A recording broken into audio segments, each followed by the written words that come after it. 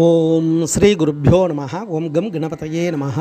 நம்ம ஸ்ரீநிகேதன் வலைதளம் வாயிலாக முருகப்பெருமானுடைய சஹஸ்ரநாமத்திலிருந்து தினம் ஒரு நாமாவளியை சிந்திச்சுட்டு இருக்கோம். இன்றைய தினம் 678வது நாமாவளியாக ஓம் முக்தா மாலா விபூஷணாய நமஹ.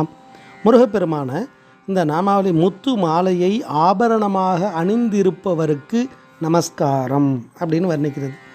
அதாவது முருகப்பெருமான் முத்து மாலைகளாக அலங்கரிக்கப்பட்டிருப்பார்.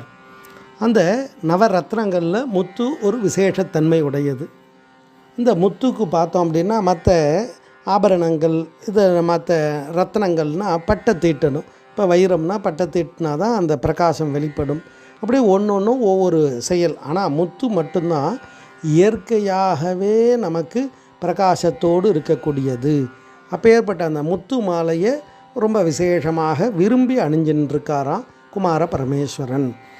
அந்த முத்து அதை வர்ணிக்கும் பொழுதே திருப்புகழை முதல்ல தொடங்கும் பொழுதே தேவயானையினுடைய அந்த பல் வரிசையை பார்த்துட்டு பாடுறார். முத்தை தரு பத்தி திருநகை அத்திக்கு இறை சக்தி சரவண முக்தி குரு வித்து குருபர என ஓதும் அப்படின்னுவார்.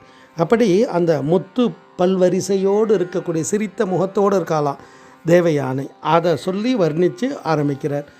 இந்த முத்து சந்திர பகவானுடைய ரத்னம்.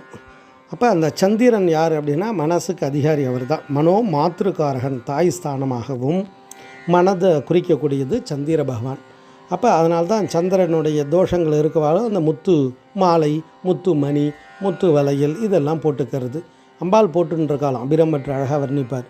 கைக்கே அணிவது கண்ணலும் பூவும் கமலமன்ன மெய்க்கே அணிவது வெண்முத்து மாலை வீடு அரவின் பைக்கே அணிவது பன்மணி கோவையும் பட்டும் எட்டுத்திக்கே அணியும் திருவுடையானிடம் சேர்பவளே அப்படின்னு அழகாக வர்ணிப்பார். அப்படி அந்த முத்து மாலைகளெல்லாம் இறை சக்திகளுக்கு ஆபரணமாக சூடுற நோக்கம் என்னன்னா நமக்கு மன சந்தோஷம், மன நிம்மதி, மனதில் எல்லா விதமான சக்திகளும் வெளிப்படணும். இந்த மனோமய கோஷம்னு பேர். நம்ம உடம்புக்கு 5 உடம்பு இருக்குது. அதில் மனோமய கோஷத்தை தூய்மைப்படுத்துவது தான் நம்மளுடைய வழிபாடு, மந்திர ஜபங்கள் எல்லாமே. அப்போ அந்த செயலை குறிக்கக்கூடிய தத்துவார்த்தமான நாமாவளி. நம்மளுடைய மனோமய கோஷத்தை முருகப்பெருமான பிரார்த்தனை பண்ண நம்மளுடைய ஹிருதய குகையில் அந்த மனோமய கோஷத்தில் குமார பரமேஸ்வரன் வெளிப்படுவார் அப்படின்ற தத்துவார்த்தமான நாமாவளி. அதை தான் இந்த நாமாவளி முத்து மாலையை ஆபரணமாக அணிந்திருப்பவராக வர்ணிக்கிறது.